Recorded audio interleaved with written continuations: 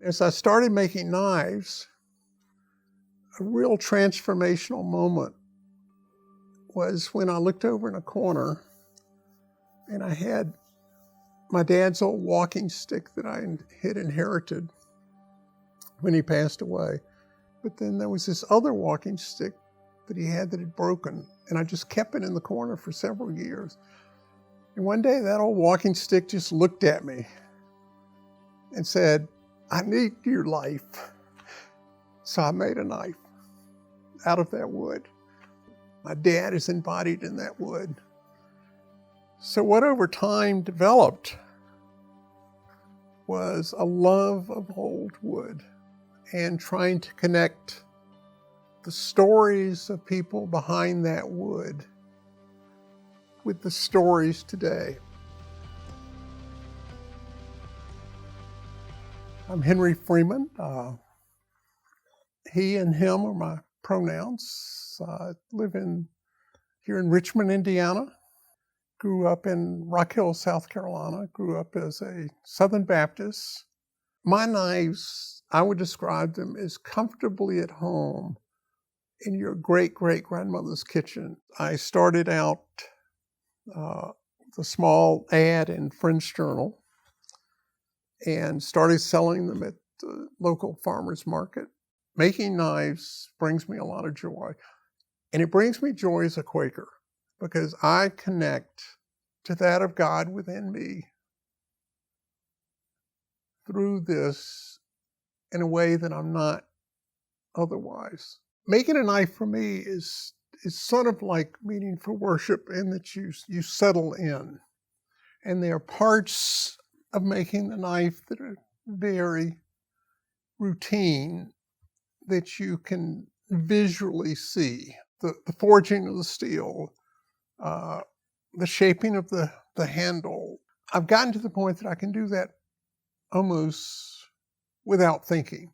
The place that I really get to feel centered is when I get to the part of making the knife that really matters. With this cleaver, there's all of this, but the cutting is in that minute end.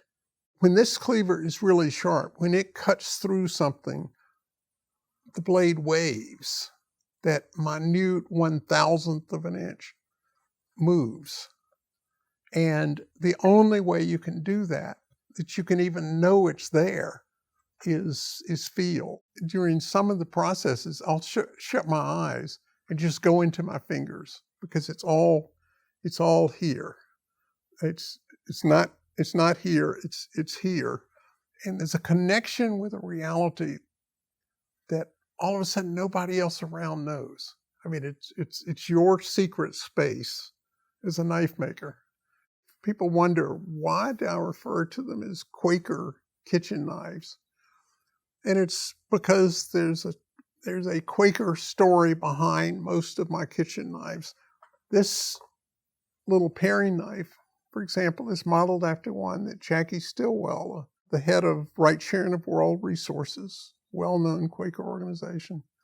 I said, I'm looking for a paring knife with a Quaker history. Jackie showed me her little paring knife, held it up on Zoom, and she said, well, this one has been in my family for over 100 years.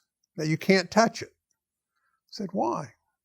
Because when I was a little girl, my mother said, no one touches this knife but me. And the reason was that her mother said, no one touches this knife but me. The 3 generations embedded in that knife. And I want to make a knife like Jackie's knife that is going to be around in 100 years and passed down. This cleaver is modeled after another Quaker, John Helding, a cleaver that's been in his family for 100 years. And he still uses it. It was made in 1921 by his great-grandfather as a wedding gift to his bride. It's the story that matters to me. That's why I get up in the morning and do this, because I just love the stories. I'm not as much interested in making knives as I am making vessels that tell stories. For the kind of knives I make, there's nothing frivolous about them. They're just plain. metal and they're old wood. And the wood has a story. Let me give you an example. This wood is American chestnut, which died out 100 years ago. And so it has the wormholes in it. The fact that the wood is extinct, the fact that beetles made those holes, I don't want to cover up the holes. I want to say, hey, I wonder what that beetle thought of when he was making that hole. I view my job as a craftsman as bringing out the character of what's there. So the artist is the wood and the beetle and all of that. I'm just a vessel for bringing it out. This is a piece of cherry. It was a beam.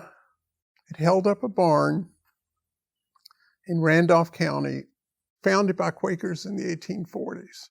I've made these knives out of this cherry. As crazy as it is, I want to connect the person each time they use this knife to the farmer in the 1850s who sat under that large beam of wood, milking his cows, just living his life. And that old beam served that farmer to give new life to that wood, to someone cutting up vegetables in Bolivia, New Zealand, Australia, Spain, and to think that that old piece of wood is now all over the world. I think, wow, what fun. Thanks to Friends Life Care for sponsoring this video. Friends Life Care was founded on Quaker values over 35 years ago. Today, the organization continues its nonprofit mission to serve older adults, helping them live and thrive independently at home as they age. Friends Life Care membership is the perfect recipe for people thinking about retirement, semi-retired, or already enjoying retirement years. With a focus on prevention, holistic well-being, aging in place ready home accessibility, care coordination, and more, Friends Life Care may be the partner for your aging journey. Learn more at friendslifecare.org. Thank you for watching this episode of QuakerSpeak. If you like this episode, please leave a comment and a thumbs up so we can reach even more friends. For more videos, click this playlist here. To subscribe to QuakerSpeak, click this here. And to support us, click here. Thank you so much for watching. Happy Thursday.